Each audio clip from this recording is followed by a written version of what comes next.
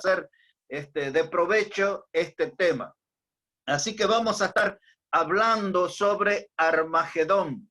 A través de los años, equivocadamente a este tema le llamamos la batalla de Armagedón. Y en realidad eso es un error, porque la batalla es la idea de un combate breve, de poca duración. Lo más correcto sería utilizar la palabra campaña de Armagedón, porque es algo que va a durar muchos días y posiblemente meses, y va a ser una guerra realmente grande.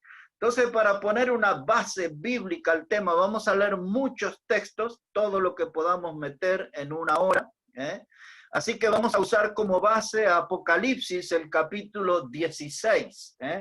Apocalipsis, el capítulo 16, si puede buscar ahí, y vamos a leer versículo 13 hasta el 16. Apocalipsis, el capítulo 16 y versículo 13 hasta el 16. Dice la palabra de Dios: y vi salir de la boca del dragón y de la boca de la bestia y de la boca del falso profeta 3 espíritus inmundos a manera de ranas, pues son espíritus de demonios que hacen señales y van a los reyes de la tierra en todo el mundo para reunirlos a la batalla de aquel gran día del Dios Todopoderoso. He aquí que yo vengo como ladrón. Bienaventurado el que vela y guarda sus ropas para que no ande desnudo y vean su vergüenza. Y los reunió en el lugar que en hebreo se llama Armagedón. Así que ahora ponemos la atención en el verso 13. Lo primero que vamos a decir que este nombre Armagedón quiere decir monte de la muerte o monte de la matanza. En ese lugar va a haber una enorme cantidad de muertos, millones de muertos habrá. Por eso su nombre lo define a lo que va a suceder en algún breve tiempo. Se transformará en el monte de la muerte o de la matanza. Hermanos, nosotros creemos que el Señor Jesucristo regresará para buscar a la iglesia que Él compró con su sangre. Es decir, nosotros que hemos creído en Jesús como nuestro Salvador, el Señor vendrá a buscarnos. El viernes anterior decíamos que la venida del Señor es inminente. Esa palabra quiere decir de un momento a otro. Pudiera ser esta misma noche. No tiene que cumplirse ninguna profecía, ni tiene que suceder ningún evento en el mundo. Ya todo está preparado para que Cristo venga a buscar su iglesia. Ahora, supongamos que Cristo viniera esta noche. Entonces, la batalla de Armagedón o la campaña de Armagedón sucederá dentro de 7 años. Desde el día que Cristo regrese para buscar a su iglesia hasta el día en que suceda la campaña de Armagedón, hay 7 años de distancia. Personalmente creo que nuestra generación serán nuestros hijos o a lo sumo nuestros nietos los que van a participar en el arrebatamiento de la iglesia. Y aquellos que no crean en Cristo de esta generación llegarán seguramente hasta el Armagedón. Cristo viene a buscar a su iglesia y en el mundo comienza un periodo de 7 años. Los primeros 3 años y medio serán conocidos como tribulación. A los 3 años y medio de ese periodo de tiempo, el anticristo se revelará como tal. Dice la Biblia que el anticristo, la criatura de Satanás, se sentará en el templo de Dios y se hará pasar por Dios. Y se desatará toda una gran persecución contra la nación de Israel. Y a los 7 años eso confluirá en lo que llamamos la campaña o la batalla de Armagedón. Cuando el mundo, la gente en la calle habla de Armagedón, todos señalan que esa es la tercera guerra mundial. Bueno, la Biblia no dice eso, pero sí va a ser una gran guerra, tremenda guerra. Muchos cuando hablan de Armagedón ligan esa palabra con el fin del mundo. Ya hemos estudiado la semana pasada que eso no sucederá en Armagedón, pero la gente maneja esos dos temas, relaciona Armagedón con la tercera guerra mundial y relaciona Armagedón con el final del mundo. Ahora, ¿cómo comienza toda esa campaña de Armagedón? El versículo 13, necesitamos volver a leer, los hermanos, Apocalipsis 16:13, dice, vi salir de la boca del dragón y de la boca de la bestia y de la boca del falso profeta, 3 espíritus inmundos a manera de rana. Note esa expresión, 3 espíritus inmundos a manera de rana. Las ranas en este pasaje no son un animalito pintoresco, colorido, no es eso, ni tampoco esta rana representa un dibujo animado. Todo lo contrario, estas ranas que se mencionan aquí son espíritus inmundos, son espíritus repugnantes, asquerosos, y están dotados de un poder para construir una guerra a gran escala o a escala mundial. Otra vez, estos 3 espíritus inmundos, repugnantes, asquerosos, tienen el poder de convocar o de construir una guerra de escala mundial. Armagedón es un evento futuro, pero no lejano. Yo aconsejaría a subrayar eso. Armagedón es algo que va a suceder, un evento que está en el futuro, pero no lejano. Es decir, que está a poco tiempo de nuestros días. Las ranas que vemos aquí, poniendo la atención en ellas, estas ranas son instrumentos de propaganda del mal. Porque si usted logra ver ahí, esas ranas son las que son vomitadas de la boca del dragón, de la bestia y del falso profeta. Ahora, para los más nuevos, necesito explicar que el dragón aquí es el diablo. Es decir, que una de estas ranas sale de la boca del diablo. La segunda rana sale de la boca de la bestia. La bestia es lo que el mundo conocerá como el anticristo.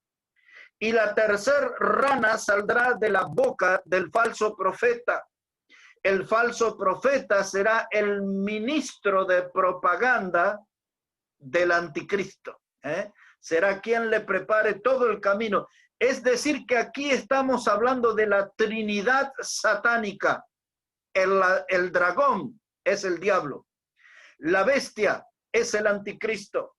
Y el falso profeta es el ministro de propaganda del anticristo.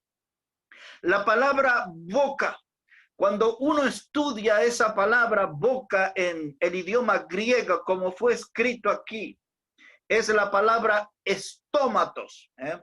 No es importante recordarla, pero sí su significado. Porque la palabra estómatos en el idioma griego es la figura de un medio de comunicación, o es la figura de un medio que habla, que comunica. Y estamos aquí, estas ranas van a comunicar un mensaje maligno. De la boca de esas ranas saldrá un aliento maligno. Estas ranas, como ustedes vieron, tienen el poder de influir. Estas ranas tienen el poder de seducir. Y estas ranas tienen el poder de engañar a los líderes de la tierra. Porque estas 3 ranas, ahora necesita mirar el versículo 14, que ya leímos.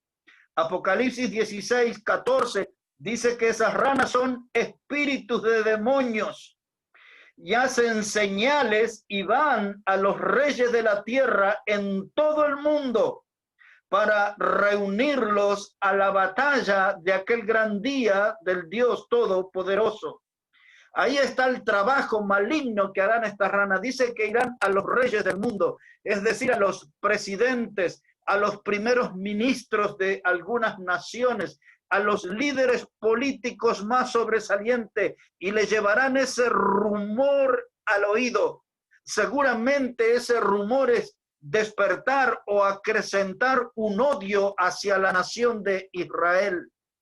Pues ese es el mensaje que ellas van a comunicar, que todos hagan crecer o manifiesten un odio por la nación de Israel y que todos vayan a Israel con sus ejércitos para conquistarlo.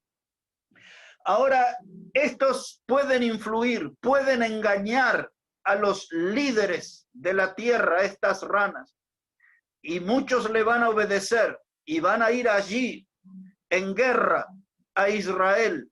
Pero por el otro lado, mirando la situación desde otro punto, ese también será el día del Dios Todopoderoso. Dice ahí este verso 14 que es la batalla de aquel gran día del Dios Todopoderoso, porque todas esas naciones que las ranas engañen y las lleven a Jerusalén o a Israel, allí Dios va a mostrar quién es el que manda en este mundo, quién es el poderoso en este mundo, y Dios le va a mostrar a todas las naciones que en sus armamentos más avanzados y sofisticados que tengan, Dios le va a mostrar que Él tiene el poder mayor que todas las naciones reunidas allí. Por eso el verso 14 le llama a ese día de Armagedón, también le llama la batalla del Dios Todopoderoso. Así que las naciones que han resistido a Dios van a reconocer el poder de Dios allí. Y ahora la palabra ranas. Este es un comentario extra. En la historia, las ranas estaban relacionadas, o en la literatura principalmente antigua, las ranas estaban relacionadas con el Dios de los muertos. Y estas ranas estarán allí en Armagedón separando cadáveres, porque como les dije, y lo vamos a ver después, son millones los que van a morir en ese día del Dios Todopoderoso o Armagedón. Ahora, mis hermanos, necesito que leamos algunos pasajes del Antiguo Testamento. Y ahí vamos a entrar en nuestro segundo punto. El primero de ellos fue la propaganda de las ranas. El segundo punto que vamos a revisar es cómo era vista la batalla de Armagedón en el Antiguo Testamento. El lugar Armagedón tiene diferentes nombres en el Antiguo Testamento. En algunos pasajes usted lo va a encontrar como el Valle de Megido, es el mismo lugar. Esa palabra Megido es la segunda parte de la palabra Armagedón, Megido. El Valle de Megido, en otros pasajes, ese lugar es presentado como el Valle de Edom. En otros profetas es visto como el nombre de el Valle de Josafat. El Valle de Josafat, ese nombre Josafat quiere decir Dios ha juzgado. Así que en algunos pasajes de la Biblia aparece con ese nombre, Valle de Josafat, el lugar donde Dios ha juzgado. Y en algunos pasajes se lo puede ver con el nombre de Jezreel. Valle de Edom, Valle de Josafat, Valle de Megido, Valle de Jezreel, y en algún lugar aparece el nombre Esdralaón, y ese también se refiere al mismo lugar que en el Nuevo Testamento se le llama Armagedón. Ahora, un desafío para ustedes, a ver si pueden encontrar el libro de Joel, por favor. Busquen ahí el libro de Joel, traten de encontrar Daniel primero, y después de Daniel siguen avanzando y se van a encontrar con el libro de Oseas, y después de Oseas viene Joel. Entonces traten de encontrar el libro de Daniel, después de Daniel viene Oseas, y después de Oseas viene Joel. Aquí voy a leerles el capítulo 3 y los versículos 1 y 2 para ir aprendiendo cómo veían los profetas en la antigüedad, cómo iba a ser la batalla de Armagedón. Mire lo que decía el profeta Joel. Capítulo 3, versículos 1 y 2. Dice Joel, porque he aquí que en aquellos días y en aquel tiempo en que haré volver la cautividad de Judá y de Jerusalén. Escuche esto. Reuniré a todas las naciones y las haré descender al valle de Josafat, y allí entraré en juicio con ellas a causa de mi pueblo y de Israel, mi heredad, a quien ellas esparcieron entre las naciones y repartieron mi tierra. Les dije que Josafat quería decir Dios ha juzgado. Y dice aquí que Dios va a reunir a las naciones y el pleito que va a tener con ella tiene algo que ver con un hecho del pasado, porque estos son pueblos, hermanos, que esparcieron a Israel entre las naciones. Cuando Cristo fue muerto en la cruz, los judíos fueron perseguidos y muertos. Le salían en el cruce, en los caminos, los mataban. Los niños eran tomados de los pies, los niños pequeños, y les rompían la cabeza contra las piedras. Fueron días tremendos aquellos. Y ¿saben qué, hermano? Israel fue esparcido por el mundo y vivió casi 2000 años de historia sin suelo patrio. Es decir, que desde la muerte de Cristo hasta el 14 de mayo de 1948, Israel no fue nación. El 14 de mayo de 1948 comenzó a ser nación una vez más. Y Dios dice, ustedes, las naciones que voy a juzgar allí, son los que esparcieron a mi pueblo por el mundo. Y nosotros sabemos que eso sucedió después de la muerte del Señor Jesucristo. Pero aquí en Joel capítulo 3 y versículo 12 hay algo que quiero llamarles la atención, hermanos.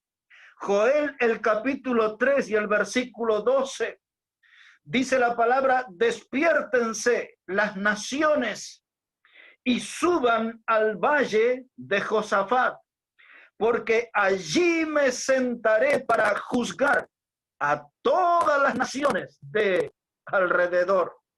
Ahí está Dios comunicando a través de su profeta Joel cómo iba a ser aquel juicio, evitando caer en la tentación de ir a otros pasajes. Este tema está conectado con Mateo, el capítulo 25, cuando el Señor Jesús se va a sentar en el trono y va a separar las ovejas de los cabritos. ¿Recuerdan ese evento? Y el Señor le dirá a los cabritos que a ellos les espera el infierno, el lugar de fuego que había sido preparado para el diablo y sus demonios. Ese pasaje de Mateo 25 nosotros le llamamos como el juicio de las naciones, pues de esto mismo se trata, de Armagedón. Es el lugar donde Dios le grita a las naciones: despiértense, vengan a Josafat. Josafat, Dios ha juzgado. Vengan aquí a este lugar. Y dice Dios, me sentaré a juzgar. Lo mismo que dice Mateo de los cabritos. Ahora les necesito pedir que busquen Isaías el capítulo 34. Y allí vamos a descubrir que no se llama Josafat el lugar, sino que se llama Edom. Si puede ir por un momento a Isaías el capítulo 34. Una vez que llegamos ahí, vamos a leer los primeros versículos. Isaías, el capítulo 34. Y mire cómo dice la palabra de Dios, versículo 1. Isaías, el capítulo 34 y el versículo 1. Dice la palabra: acercaos naciones, juntaos para oír, y vosotros pueblos escuchad. Oiga la tierra y cuanto hay en ella, el mundo y todo lo que produce. Porque Jehová está airado contra todas las naciones e indignado contra todo el ejército de ellas. Las destruirá y las entregará al matadero. Monte de la matanza, monte de la muerte, recuerda Armagedón. Dice, Dios los va a entregar al matadero. Verso 3, y los muertos de ella serán arrojados, y de sus cadáveres se levantará hedor, y de los montes se disolverán por la sangre de ella. Recuerde este detalle para el final del mensaje. Dice que la sangre, hermano, va a derretir los montes. Recuerde eso, porque retomaremos al final del mensaje. Versículo 4, y todo el ejército de los cielos se disolverá, se enrollarán los cielos como un libro y caerá todo su ejército como se cae la hoja de la parra y como se cae la hoja de la higuera. Porque en los cielos se embriagará mi espada, y he aquí que descenderá sobre Edom. Ahí está el nombre que buscamos, Edom, en juicio sobre el pueblo de mi anatema. Llena está de sangre la espada de Jehová. Recuerde, hermanos, porque la Biblia, al final del mensaje veremos esa expresión, que el Señor Jesucristo va a juzgar con vara de hierro a las naciones. Aquí está reflejado en esta frase, llena está de sangre la espada de Jehová. Así que hemos visto cómo el día de Armagedón lo miró Joel. Hemos visto ahora aquí en Isaías. Por razones del tiempo, para los que toman nota, después pueden investigar Isaías, el capítulo 63, versículo 1 a 4. Ahí habla de esto y aparece el nombre de Edom. Pero no vamos a leerlo, solamente le informo a los que toman nota. Ahora quiero que miramos al libro de Zacarías para ver cómo este profeta veía aquel evento llamado Armagedón. Si puede ir a Zacarías por un momento, el capítulo 12, versículos 1 a 3. Zacarías, el capítulo 12 y los versículos 1 a 3. Dice la palabra de Dios de la siguiente manera. Zacarías 12, verso 1. Dice, profecía de la palabra de Jehová acerca de Israel.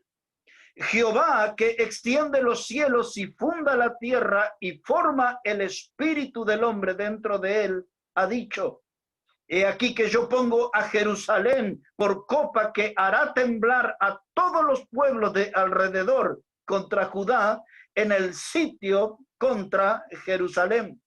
Y en aquel día yo pondré a Jerusalén por piedra pesada a todos los pueblos, todos los que se la cargaren serán despedazados.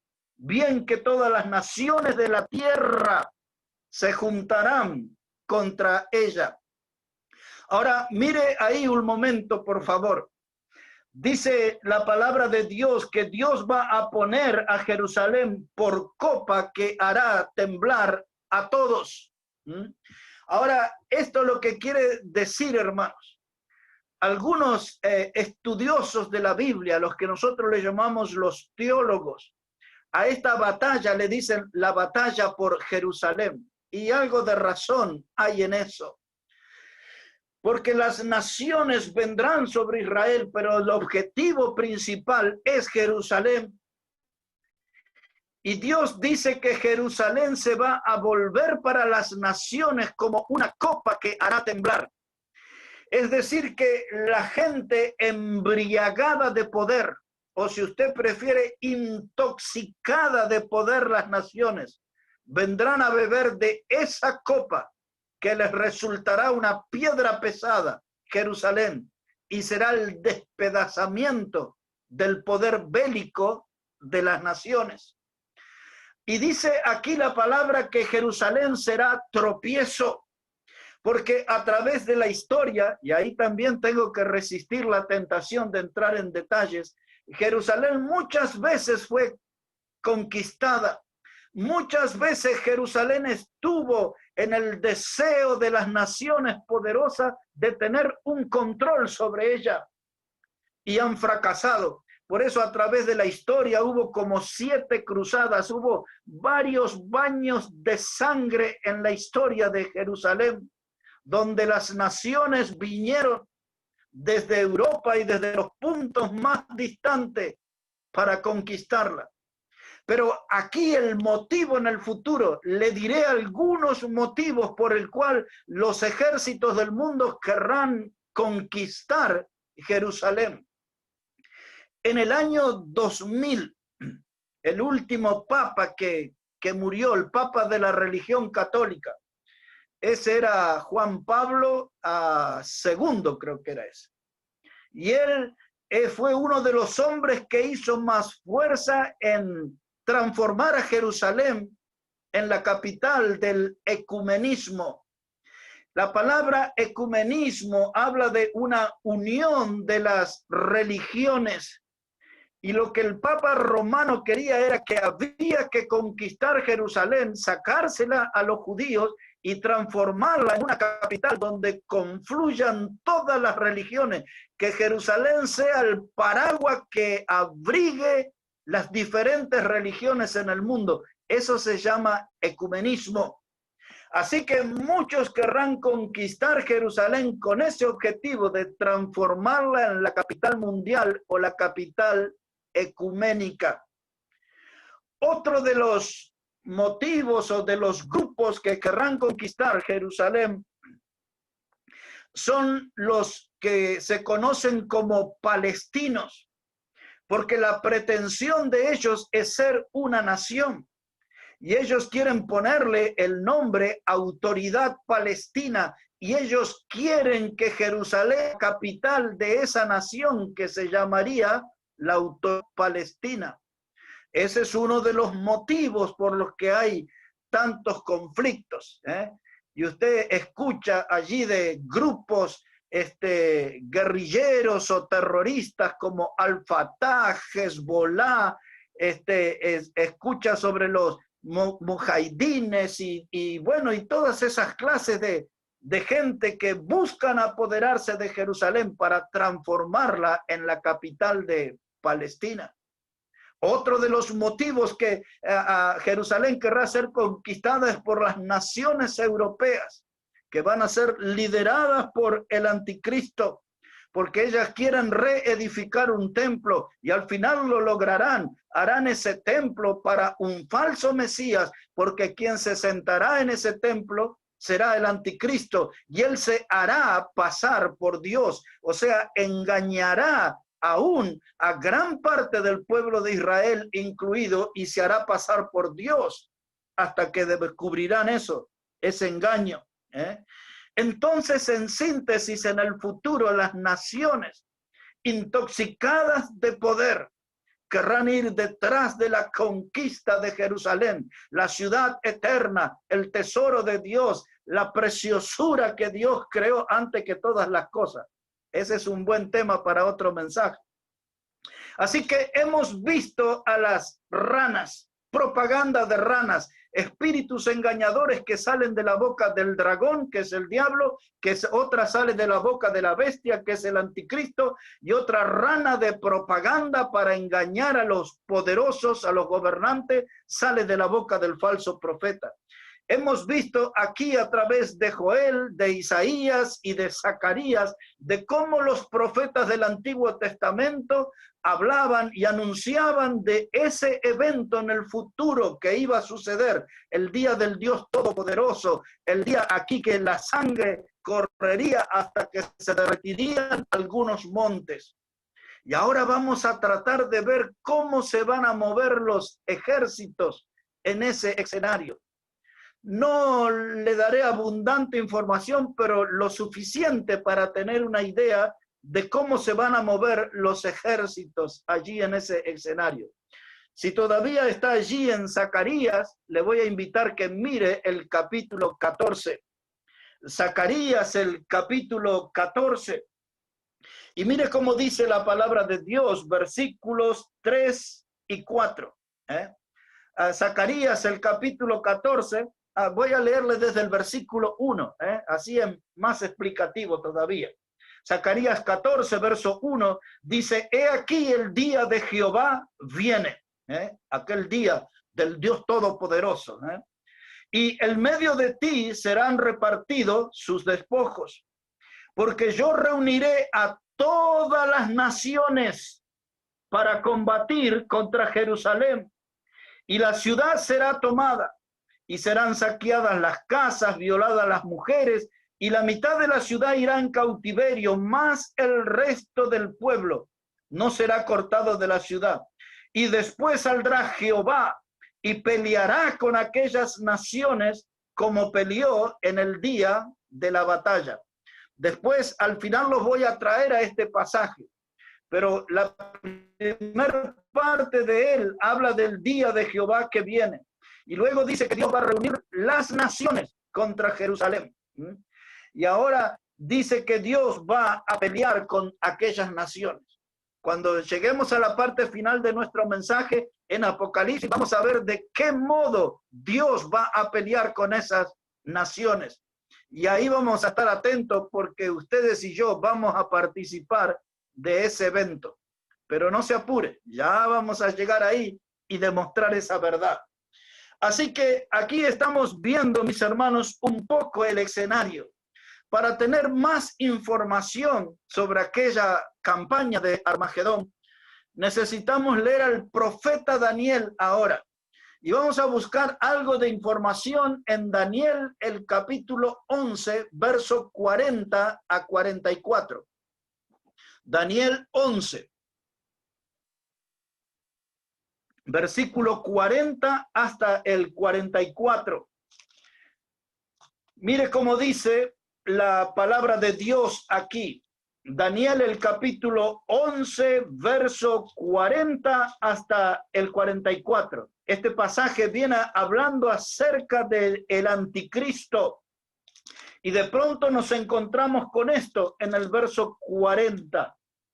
Dice la palabra de Dios, pero al cabo del tiempo, el rey del sur, recuerde esto, rey del sur y el rey del norte, eso también es importante, el rey del norte.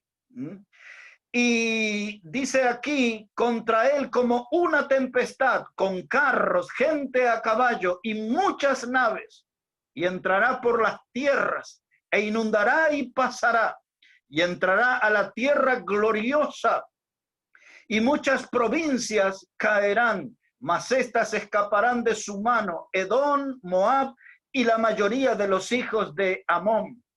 Extenderá su mano contra las tierras y no escapará el país de Egipto.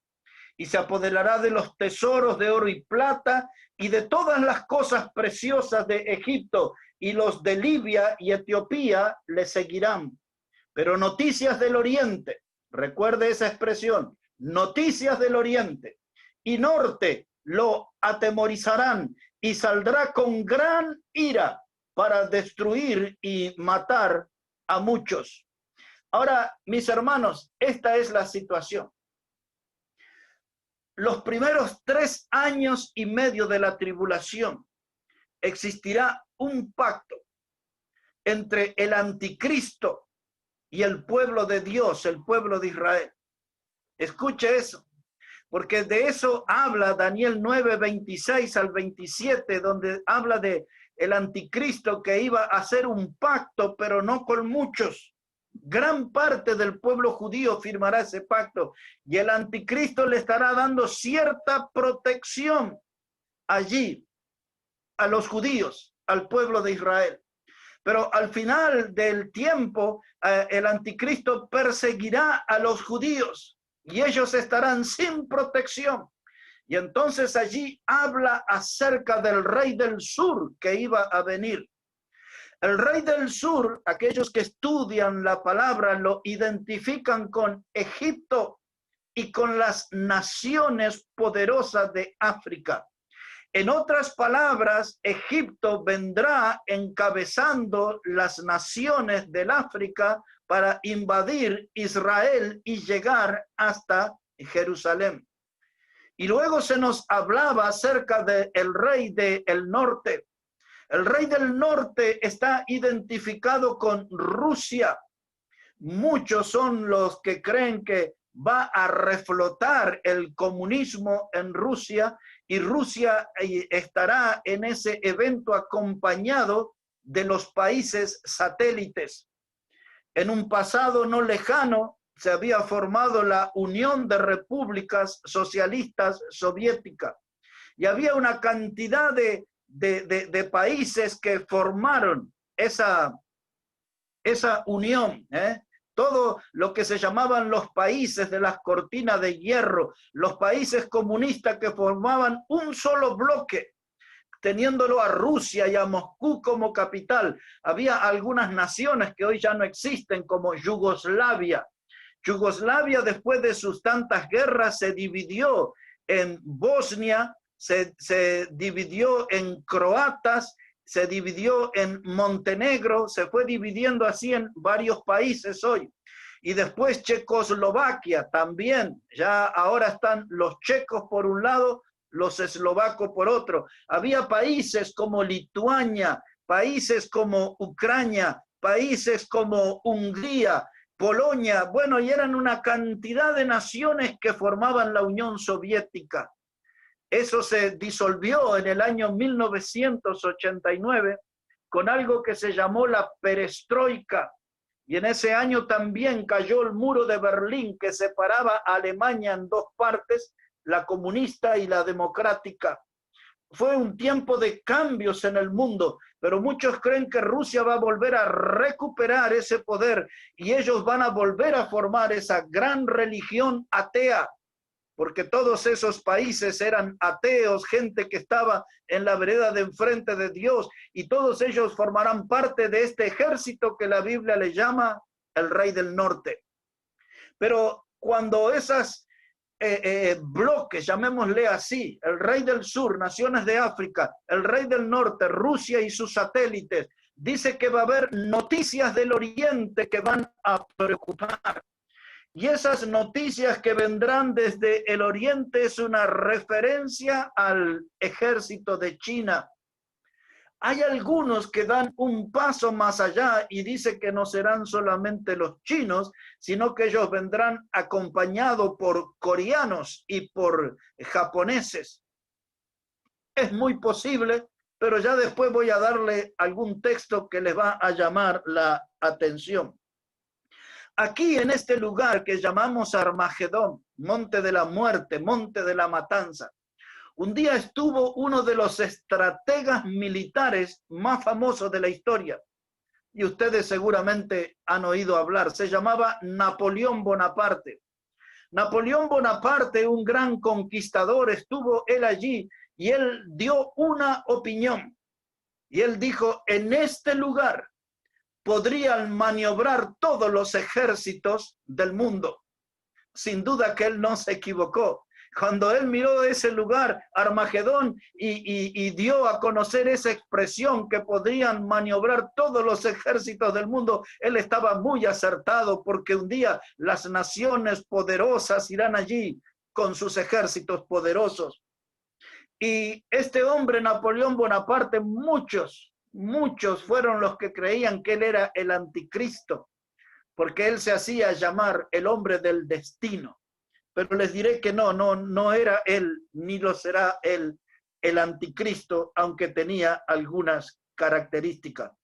Ahora, mire, mis hermanos, noticias del oriente le van a preocupar al anticristo. Noticias del oriente preocuparán al rey del sur y al rey del norte. Y ahora les diré cuál es el motivo por el cual tendrán miedo de esas noticias del oriente que habla Daniel. Entonces ahora sí los voy a invitar para ir al libro de Apocalipsis otra vez. Si puede ir allí un momento al libro de Apocalipsis en el capítulo 9. Y ahí vamos a descubrir por qué van a estar preocupados por las noticias que llegarán desde el oriente. Apocalipsis, el capítulo 9 y el versículo 13. Apocalipsis, el capítulo 9 y el versículo 13. Dice la palabra de Dios que el sexto ángel tocó la trompeta y oí una voz de entre los 4 cuernos del altar de oro que estaba delante de Dios, diciendo al sexto ángel que tenía la trompeta: desata a los 4 ángeles que están atados junto al gran río Éufrates. El río Éufrates ya es mencionado desde el comienzo en Génesis. Desde el huerto del Edén estaba entre los ríos Tigris y Éufrates. Allí estaba el huerto del Edén, en el territorio de lo que hoy conocemos como el país de Irak. El río Tigris y Pisón, el Eidekel. Esos fueron los primeros 5 ríos mencionados en la Biblia. Ahora, acá dice que estos ángeles estaban atados junto al gran río Éufrates. Verso 15. Y fueron desatados los 4 ángeles que estaban preparados para la hora, día, mes y año, a fin de matar la tercera parte de los hombres. Y el número de los ejércitos de los jinetes era 200 millones. Yo oí su número. Así que cuando ponemos esta cifra, hermano, 200 millones, esas eran las noticias del Oriente que preocupaban.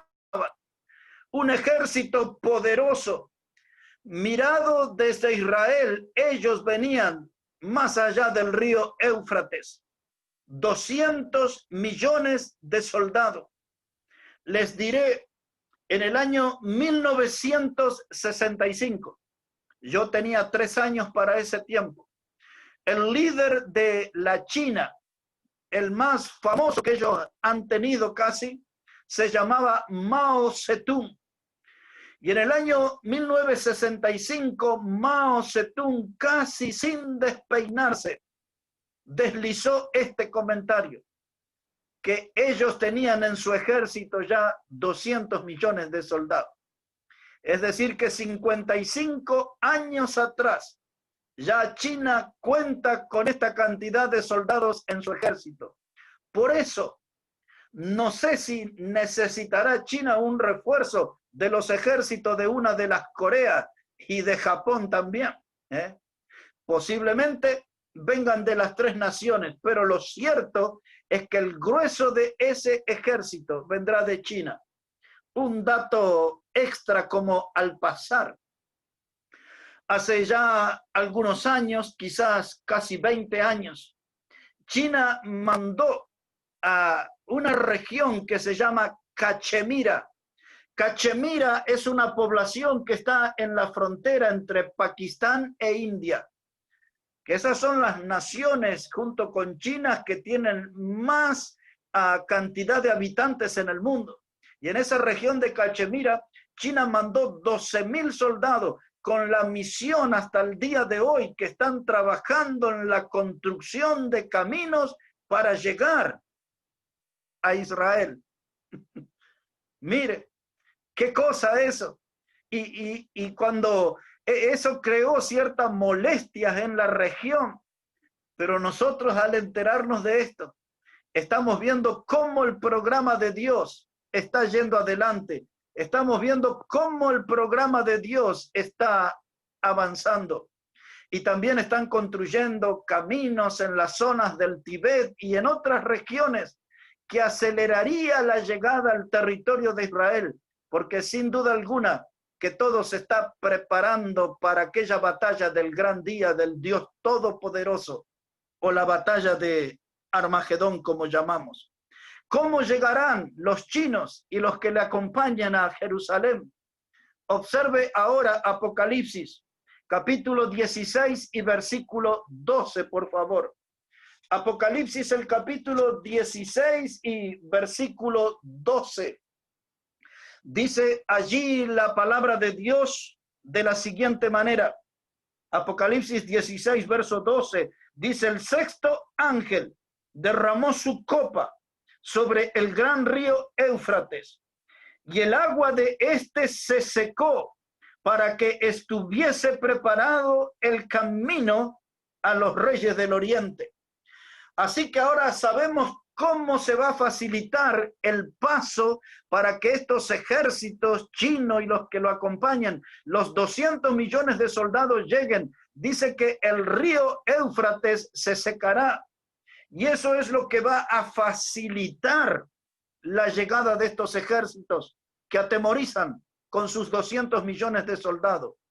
Hay algunos que dicen hay allí una represa, no sé bien cómo se pronuncia, algo como Anguar, más o menos así, y dicen que esa en una parte del año acostumbra a secarse y hasta hay algunos que marcan que ese será el lugar. No lo podemos precisar, pero sería una posibilidad. Y ahora hagamos este repaso. Tenemos 3 espíritus inmundos a modo de rana. Son los que llevan la propaganda a los presidentes, a los reyes, a los gobernantes de la tierra, influyendo en ellos con engaño, con mentira y motivándolos a conquistar Israel, despertando odio contra el pueblo de Dios. En la segunda parte hemos visto cómo los profetas, como Joel, Isaías y Zacarías, veían aquel día que la Biblia le llama el día de Armagedón, o la batalla, o la campaña, mejor dicho, de Armagedón. Hemos visto cómo los ejércitos se van a mover en el escenario. El rey del sur, Egipto con las naciones de África por un lado. Hemos visto el rey del norte, Rusia y sus países satélites. Hemos visto ahora aquí al ejército que viene desde el oriente, los chinos y sus 200 millones de soldados.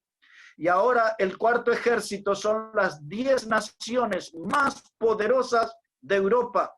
Y ellas estarán lideradas por el anticristo. Veamos cómo sucederá eso. Si puede ahí en Apocalipsis también, bien cerquita de donde estamos. En el libro de Apocalipsis, capítulo 17, versículo 9. Apocalipsis, el capítulo 17 y el versículo 9. Dice la palabra de Dios, esto es para la mente que tenga sabiduría. Las 7 cabezas son 7 montes, sobre los cuales se sienta la mujer. Y son 7 reyes, 5 de ellos han caído, uno es y el otro aún no ha venido, y cuando venga es necesario que dure breve tiempo. Y ahora ponga atención, dice, la bestia que era y no es también el octavo y es de entre los 7 y va a la perdición. Y los 10 cuernos que han visto son 10 reyes que aún no han recibido reino, pero por una hora recibirán autoridad como reyes juntamente con la bestia. Y estos tienen un mismo propósito. Hasta esa palabra propósito, todo está cumplido hasta el día de hoy. No voy a analizar todos los textos anteriores porque hay mucha historia ahí contenida, pero habla aquí de los 10 cuernos, versículo 12, y explica que esos 10 cuernos son 10 reyes. Esos son los que forman las naciones más poderosas de Europa, como por ejemplo España, Alemania, Francia, Inglaterra, y ahí están. Hoy en día toda esa Unión Europea reúne unas 18 naciones. Pero hay que tener en cuenta 2 cosas. Los cuernos que acompañarán al anticristo son 10 reyes, 10 naciones. Y si hoy tenemos unas 18, en el pasado, algunas de esas naciones estaban unificadas. Pero también hay que tener en cuenta que algunas de esas naciones superan el número de 10 porque no son países que están, que son países asociados, no forman parte de la Unión Europea, pero sí forman parte como países asociados. Por ejemplo, aquí en esta región tenemos el Mercosur. El Mercosur está compuesto por Uruguay y Paraguay, Brasil y Argentina. Y después el Mercosur tiene como países asociados, no son parte integral, son asociados, Bolivia y Venezuela. Para entender por qué habiendo más países que forman la Unión Europea, los que acompañarán al anticristo en esta campaña serán 10. 10 reyes representados en 10 cuernos, y dice que ellos se pondrán de acuerdo y le darán el poder a la bestia. Es decir, que esas naciones le elegirán como líder al anticristo, le darán el poder.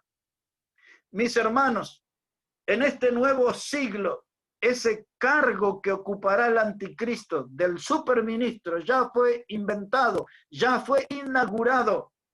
Y el primer gran superministro de Europa se llamó Silvio Berlusconi. Él fue presidente de Italia varios años y él fue el que inauguró ese cargo que en el futuro el anticristo ocupará como superministro, y él será el líder de las 10 naciones más poderosas de Europa, y él irá con esas naciones rumbo a Armagedón. Ahora trate de imaginar conmigo esto. Israel atacado, y allí vendrá el rey del sur, las naciones africanas encabezadas por Egipto, el rey del norte, Rusia y sus países satélites, y allí vendrá desde el oriente China y quizás con algunas naciones asociadas, y por el otro lado el anticristo y las 10 naciones más poderosas de Europa. Israel está sitiado, acorralado, atacado desde los 4 puntos cardinales. Ahora, yo quiero llevarle muy rápidamente, porque necesitamos entrar en la recta final del mensaje, pero quiero llevarle a que usted pueda comprender a través de algunos pasajes la dimensión de esas batallas, o de esa guerra de Armagedón, y para que tenga una idea de cómo la Biblia lo describe. Le tengo que llevar ahora por un momento al libro del profeta Ezequiel, por favor, en el capítulo 38. Si puede buscar allí Ezequiel, el capítulo 38. Y mire cómo dice la palabra de Dios, versículo 1 a 6. Ezequiel, el capítulo 38 y los versículos 1 a 6. Como ustedes comprenderán, principalmente los más nuevos, el por qué yo digo de la necesidad de poder estar frente a frente con un pizarrón, y tomando nota y revisando los textos, porque es mucho el material para revisar. Estoy tratando de simplificar lo más que puedo. Aquí en Ezequiel 38 dice la palabra: vino a mí palabra de Jehová diciendo, hijo de hombre, pon tu rostro contra Gog en tierra de Magog, príncipe soberano de Mesec y Tubal, y profetiza contra él. Y di, así ha dicho Jehová el Señor: he aquí yo estoy contra ti, oh Gog, príncipe soberano de Mesec y Tubal, y te quebrantaré y pondré garfios en tus quijadas, y te sacaré a ti y a todo tu ejército, caballos y jinetes, de todo, en todo equipados, gran multitud, con paveses y escudo, teniendo todos ellos espada.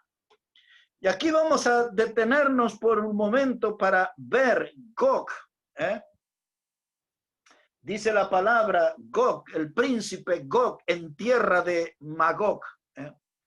En primer lugar, una muy breve historia para los que toman nota.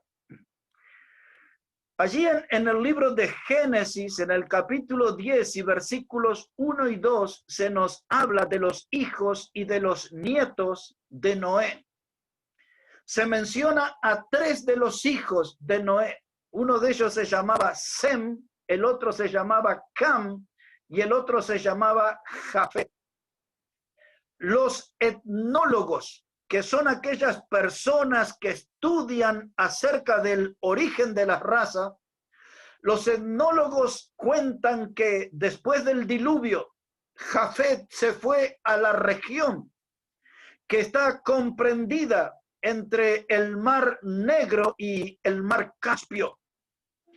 ese territorio donde fue Jafet era conocido como el territorio de Rosh. Allí, en ese territorio, fue donde levantó la civilización Jafet entre el mar Caspio y el mar Negro. La palabra Rosh se escribe R-O-S-C-H, Rosh. Esa palabra quiere decir jefe o quiere decir líder. Y allí, entre los hijos de Jafet, hay uno que se llama Magog.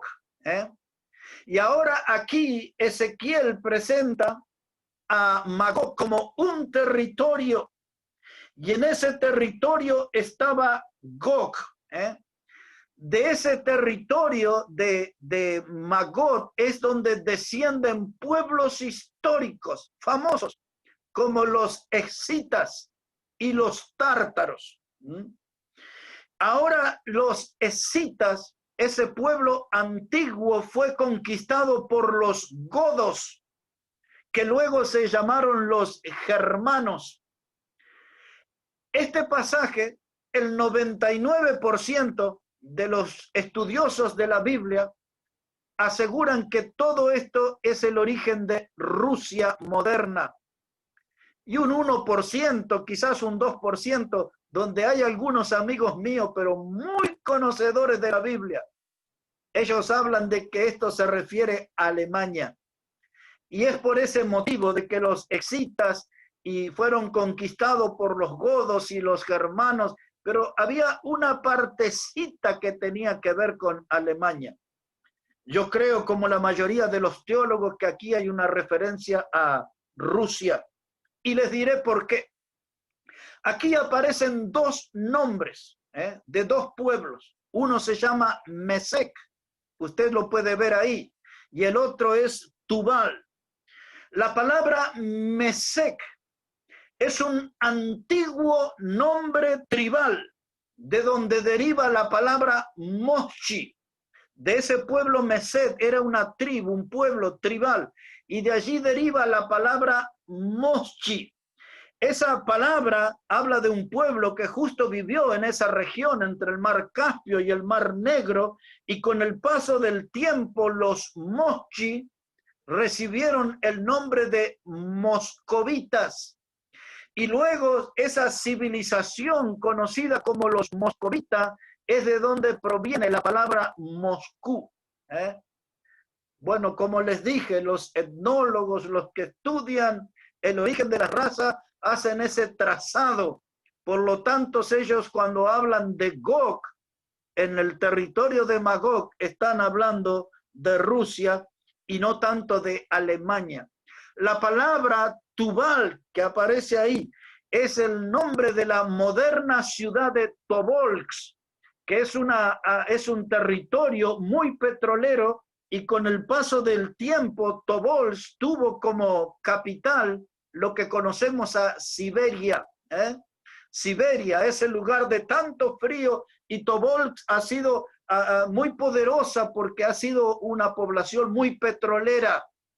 De manera que aquí, si Mesec es Moscú y Tobolsk tiene que ver con Siberia, esta capital famosa, no hay duda alguna que estamos hablando de Rusia. Pero quiero que note usted algunos ejércitos que van a participar. Y muy rápido, en un paréntesis, les digo, hay algunos, no son muchos, pero hay algunos que creen que esta batalla que yo voy a describir ahora no pertenece exactamente a la batalla de Armagedón, sino a una etapa previa. O sea, como que es parte del mismo movimiento, pero que no es la batalla en sí, sino algo previo. Hay una discusión muy profunda sobre eso. Lo cierto, que la batalla es tremenda, y usted lo va a ver después que revisemos el nombre de las naciones que van a participar. Observe el nombre de las naciones. Aquí en Ezequiel 38 dice versículo 5, la primera nación que aparece con el nombre de Persia. ¿Quiénes son ellos? Persia, mis hermanos, En el año 1935 cambió su nombre y Persia ya no se llamó así, sino que se llamó Irán. Es la nación que conocemos hoy con el nombre de Irán. Ahora, esta Persia o Irán, en el pasado, esa región era conocida como el Gran Irán. Y esa región estaba formada por una cantidad de países modernos, pero de nombres muy raros. Espero que los pueda pronunciar algunos de ellos. Estas naciones formaban parte de Persia, de lo que hoy conocemos como el territorio de Irán. O sea, en el pasado, en naciones como Uzbekistán. ¿Oyó hablar de ese país? Uzbekistán. Aquellos que les gusta el fútbol ven en los mundiales juveniles a esa selección aparecer. Otro de los países de allí es Afganistán. Ese sí es más conocido por las guerras y los talibanes y los que vieron las películas de Rambo. Afganistán. Después del viejo Irán formaba parte del país que se llama Turkmenistán. Turkmenistán. Estuve ensayando un poco esta tarde a ver si me salían estos nombres. Y estaba otro país moderno que se llama Tayikistán. Hay otro un poquito más conocido que se llama Azerbaiyán. Y ahí también más conocido está Ucrania. Bueno, estas en el pasado eran naciones que formaban parte de la vieja Persia era el moderno Irán. Ahora, después de Persia aparece otro nombre que es el nombre de Kus. Cuando usted estudia acerca de ese nombre, ese es el país moderno que hoy se llama Sudán. Es un país que el Islam es fuerte y en Sudán es donde nosotros los cristianos tenemos más iglesias incendiadas y pastores y familias de pastores muertas de la manera más terrible. Son lugares donde el terrorismo tiene niveles altísimos en Sudán. En el pasado se conocía con el nombre de Abisinia y también hay algunos que relacionan a Sudán en la antigüedad con Etiopía, o sea, como era todo la misma cosa en el pasado. Y luego aparece el nombre de Fud. Fud, el nombre del país moderno es Libia, una región muy petrolera y donde tuvo un dictador por muchos años que se llamaba Muammar Gaddafi, gente que siempre mostró su odio por la nación de Israel. Y luego aparece otra nación allí con el nombre de Gomer, o algunos pronuncian Gomer. Lo que sí es que nadie discute acerca de quién es, y esa es la moderna Alemania. Así que mire, ahí tenemos varias naciones hasta que aparece una con el nombre de Togarma. Ese pueblo que aparece allí con el nombre de Togarma, no hay ninguna duda que es la moderna Turquía. Y luego si usted va más abajo a los versículos 13, ahí aparecen unos grupos tribales llamados Dedán y Sabá. De Sabá, de donde vino aquella reina que quiso conocer a Salomón para escuchar de su sabiduría. Sabá y Dedán es lo que conocemos hoy como el moderno Yemen. Y hay muchas profecías en nuestra generación, profecías bíblicas que se cumplieron en este país, Yemen moderno. Y luego aparece la palabra Tarsis. La palabra Tarsis era una región del sur de España, norte de África. Y hay muchos también que involucran a Inglaterra con Tarsis. Lo cierto es que todos ellos estarán allí en contra de Israel. Ahora, mis hermanos, mire lo que va a suceder aquí para que usted tome noción y dimensión de lo que serán aquellas batallas. El tiempo se ha volado, trataré de ser lo más rápido posible, hermano. Mire cómo dice aquí Ezequiel 38, verso 14. Ezequiel 38:14 dice, por tanto profetiza, hijo de hombre, y di a Gog, así ha dicho Jehová el Señor. En aquel tiempo, cuando mi pueblo Israel habite con seguridad, no lo sabrás tú.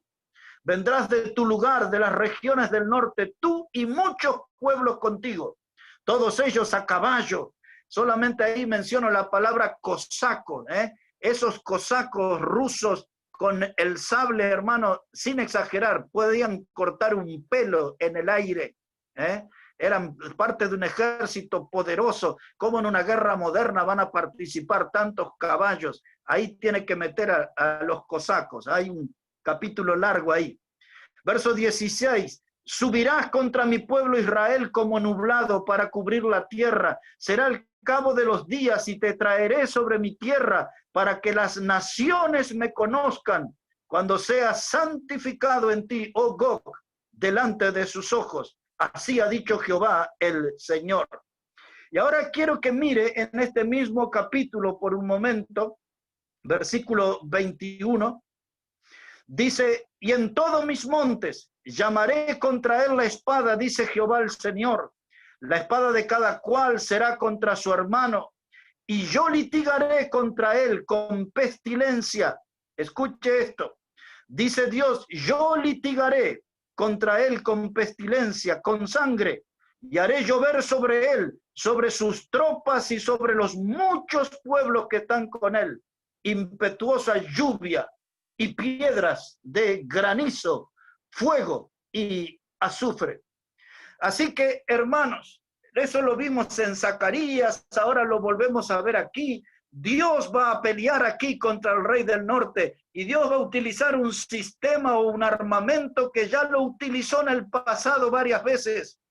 Dice en los días de Josué, se acuerda de Gabaón, que salió y Dios los apedreó con granizo del cielo, y ahora usará las mismas cosas, granizo, fuego y azufre, y así terminará con esa nación tan poderosa.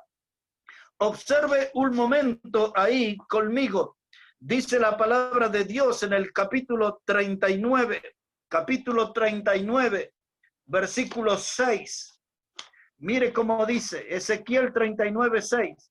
Enviaré fuego sobre Magog y sobre los que moran con seguridad en las costas, y sabrán que yo soy Jehová, y haré notorio mi santo nombre en medio de mi pueblo Israel, y nunca más dejaré profanar mi santo nombre, y sabrán las naciones que yo soy Jehová, el santo de Israel. Versículo 9. Y los moradores de las ciudades de Israel saldrán y encenderán y quemarán armas. Escuche esto, Israel va a encender y quemar las armas, escudos, paveses, arcos, saetas, dardos de mano, lanzas, y los quemarán en el fuego por 7 años. Y ahí empezamos a tomar noción de la dimensión de la batalla. Cuando Dios derrote ese ejército del norte, o esa facción grande del ejército del norte, habrá tantas armas, hermano. Todo lo que vemos ahí, escudo, pavese, todo ese armamento, y el pueblo de Israel estará 7 años quemando todas las armas que quedaron tendidas en esa batalla. Qué tremendo, ¿verdad? 7 años quemando armas. Y un detalle más quiero darle aquí. Versículo 11, Ezequiel 39:11. Y en aquel tiempo yo daré a Gog lugar para sepultura, allí en Israel, el valle de los que pasan al oriente del mar, y obstruirá el paso a los transeúntes, pues allí enterrarán a Gog y a toda su multitud, y lo llamarán el valle de Hamón Gog, y la casa de Israel los estará enterrando por 7 meses para limpiar la tierra. Hermanos, tome noción, 7 años quemando armas y 7 meses quemando y sepultando cadáveres, quemando y sepultando cadáveres. Eso nos pone frente al tener una noción de lo que serán el resultado de aquellas grandes batallas. 2 versículos más para terminar. Estoy dejando mucho material afuera, pero 2 versículos más para que vea resultados de esas batallas. Uno de ellos en Zacarías capítulo 14, si puede ir allí por favor. Zacarías el capítulo 14. Y leemos los versículos 11 y 12.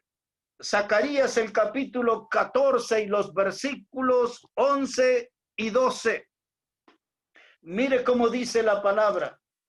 Y morarán en ella, y no habrá nunca más maldición, sino que Jerusalén será habitada confiadamente.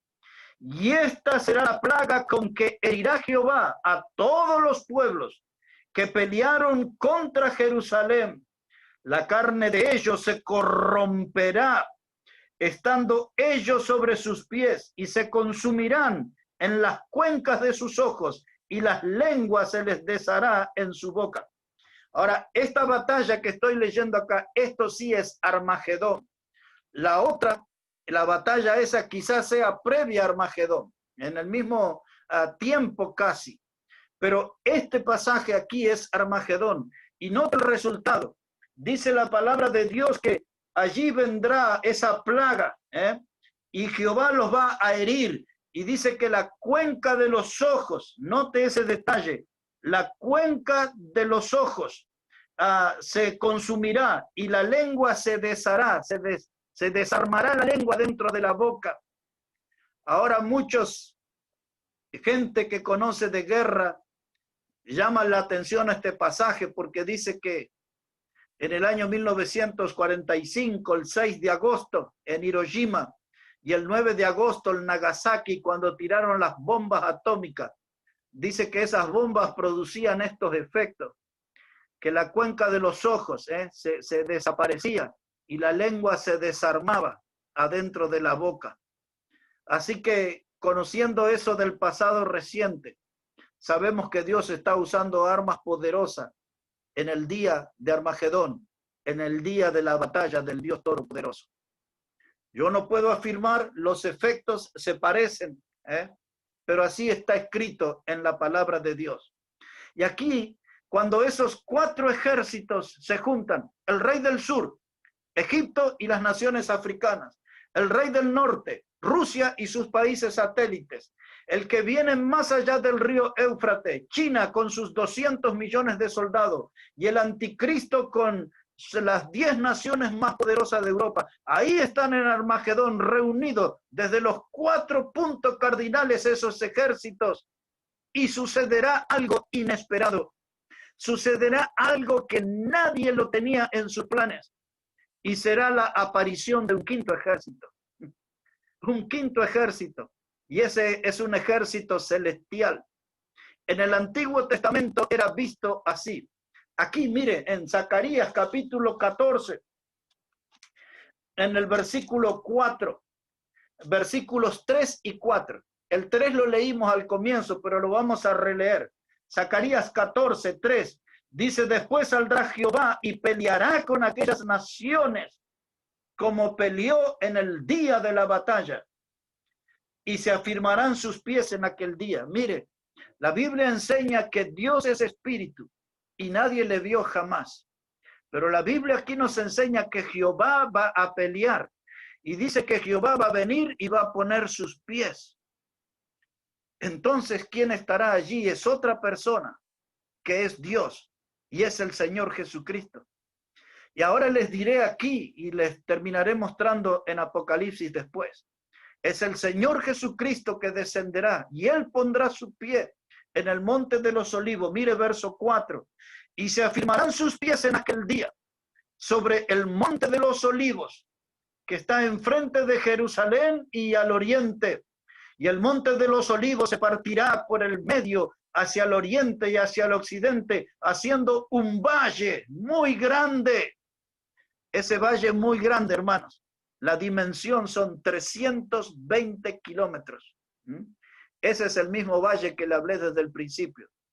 El valle de Meguido, de Edom, de Josafat, de Jezreel, o Armagedón, como se llama en el Nuevo Testamento. 320 kilómetros a la redonda.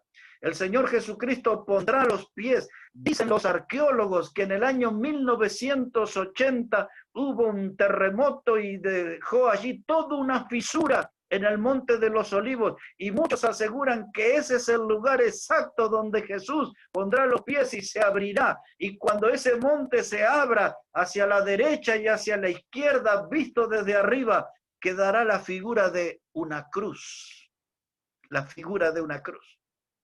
Bueno, y allí será el triunfo del crucificado. Hermano, hay mucho. Estoy tentado, pero tengo que terminar. Necesito terminar. Por eso les llevo a 2 pasajes en el Nuevo Testamento y vamos a terminar aquí. Apocalipsis, el capítulo 19, versículo 11. Apocalipsis, el capítulo 19, versículo 11. Y espero que este mensaje para muchos pueda ser una motivación para investigar, para profundizar, seguir buscando más material acerca de esto que la Biblia le llama Armagedón, monte de la muerte o de la matanza. Aquí en Apocalipsis 19, 11, aquí está cómo va a aparecer el quinto ejército desde el cielo. Mire cómo será. Lo que contó Zacarías, ahora contado por Juan. Apocalipsis 19, verso 11. Entonces vi el cielo abierto y un caballo blanco, y el que lo montaba se llamaba Fiel y Verdadero, y con justicia juzga y pelea. Sus ojos eran como llama de fuego y había en su cabeza muchas diademas, y tenía un nombre escrito que ninguno conocía sino él mismo. Y estaba vestido de una ropa teñida en sangre. Su nombre es el Verbo de Dios. Y los ejércitos celestiales, vestidos de lino finísimo, blanco y limpio, le seguían en caballos blancos. De su boca sale una espada aguda. ¿Se acuerda cuando leíamos Isaías que le dije? La espada que estaba allí con sangre, la espada de Jehová, que él iba a juzgar con vara de hierro a las naciones. Aquí está. Una espada aguda para herir con ellas a las naciones. Él las regirá con vara de hierro, y él pisa el lagar del vino del furor y de la ira del Dios Todopoderoso, y en su vestidura y en su muslo tiene escrito este nombre: Rey de Reyes y Señor de Señores. Aquí está el quinto ejército. Inconfundible, es Jesucristo. Él terminará allí esta batalla. Él será el que va a juzgar a las naciones con vara de hierro.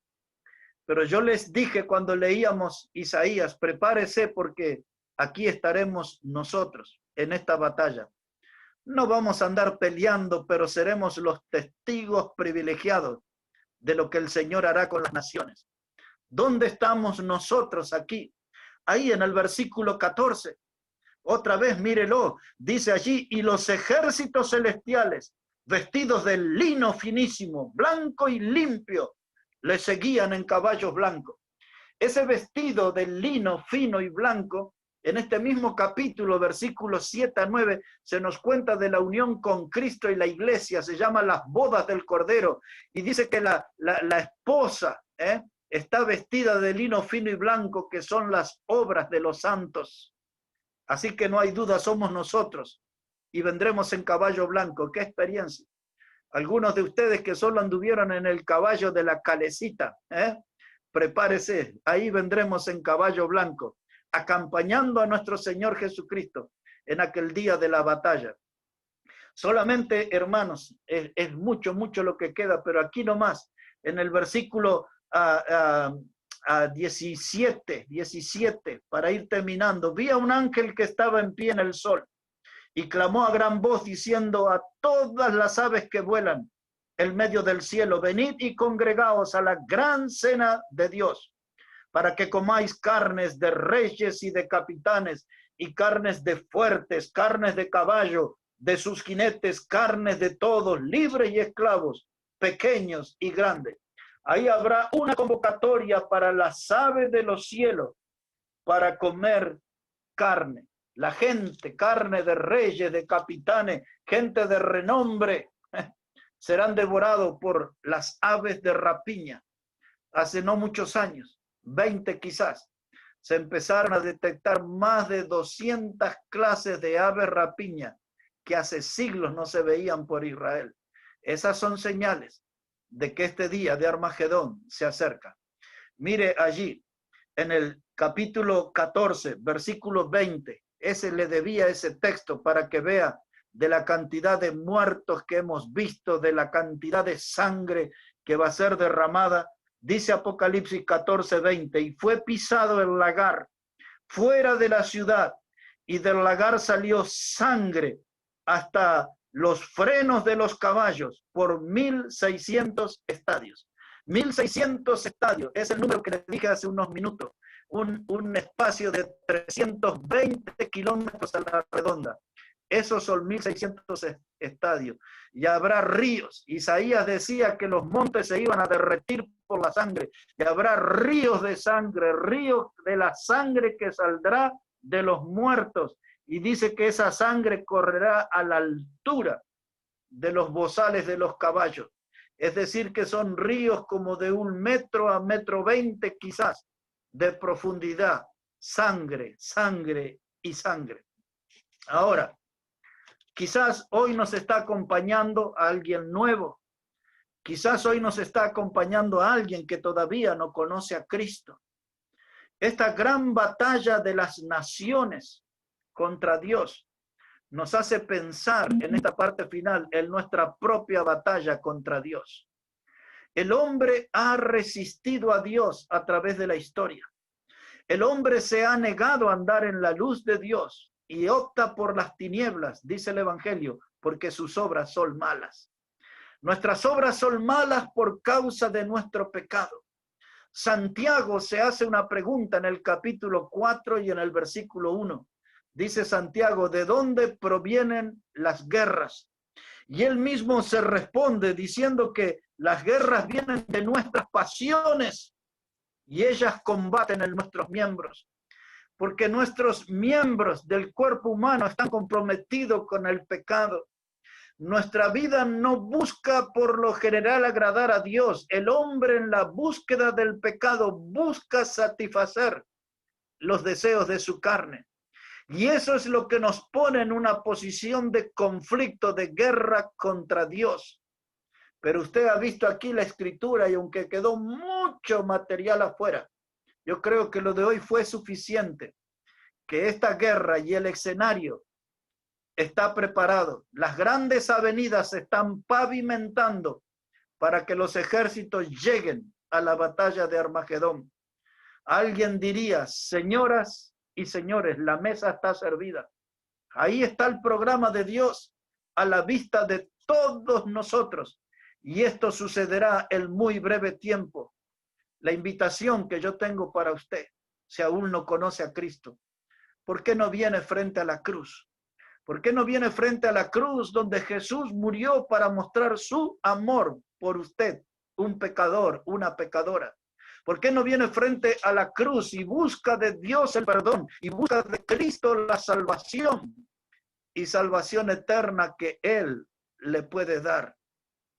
Esta batalla o campaña de Armagedón pudo haber sido el terreno que Dios preparó para que algún pecador en esta noche se encuentre con Jesucristo y sienta el perdón de sus pecados y empiece a experimentar una salvación eterna que solo Cristo puede dar. Armagedón está casi a la vuelta de la esquina, pero la salvación de Cristo está en este momento a la disposición de todo aquel que quiera creer, porque el que cree en Cristo no se pierde, mas tiene vida eterna. Que la gracia de Dios sea con todos ustedes, mis hermanos. Hermano Omar,